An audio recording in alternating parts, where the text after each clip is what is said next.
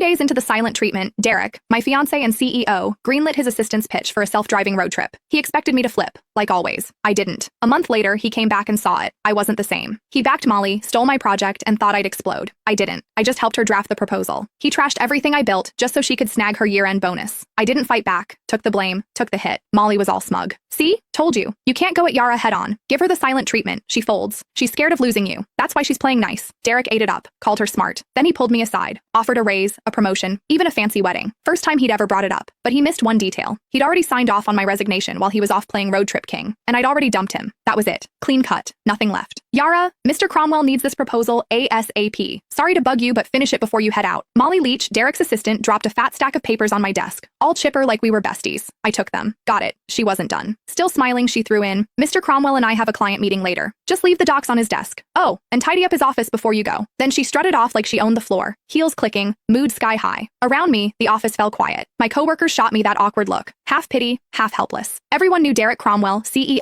of Vantral Corp, was my fiancé. Everyone also knew he blatantly played favorites, and Molly was his number one. He'd yanked her from another firm, made her director, then handed her a $1 million project I'd busted 2 months bringing in and prepping. When I pushed back, he called a team vote, thinking everyone would back him. Wrong. The whole team voted for me, except him. Molly got 1 vote. His. He lost it. Accused me of stirring up cliques. Didn't just take the project away. He demoted me in front of everyone and slashed the salaries of the people who'd backed me. Nobody dared speak up. Later, he apologized. Said didn't want it to look like favoritism. Claimed Molly might feel left out. I used to believe that crap. Now, it's a joke. Molly couldn't even keep up with our interns. Didn't want it to look like favoritism? Please. He was straight up playing favorites. Everyone saw it but him. I heard footsteps upstairs and looked up. Derek. He showed up at the stairwell, glanced my way, then walked out without saying a word. Changed into some casual suit. Even from here, I caught that cedar cologne. He never used to wear cologne. That one? Molly's gift. Yeah, he knew exactly what he was doing. He'd been pulling this kind of stuff for years. It started after I found their goodnight texts. Couldn't stay quiet. I confronted him. Derek said I was being petty. Then, like it proved some point, he used it as an excuse to make it official and moved Molly to work directly under him. The more upset I got, the harder he leaned in, dragging her to every social event, serving her food, even wiping her mouth at company dinners. When we fought, he'd ice me out. When I apologized, he'd round up his buddies to lecture me like I was some jealous mess. For a while, I actually blamed myself. Thought maybe I wasn't generous enough. Thought maybe that's why we ended up here. But on day 3 of one of his silent treatments, when I was too sick to even sit up and he still packed his bags for a trip with Molly, I gave up. That's when it hit me. He wasn't trying to be noble. He just used my pettiness as a shield so he could keep doing what he wanted without feeling guilty. Even if I hadn't caught those late-night chats, he would have just found another excuse to be with her. After their latest business trip, they were still grabbing dinner, drinks, playing tennis, same routine. But something between them had changed. I could feel it. Not that it mattered. 5 years together, and it was done. This whole mess had dragged on long enough. I was the last one in the office, finishing up the proposal. Checked my phone. Molly had been busy posting. Candlelit dinner at some fancy spot. 2 plates of steak.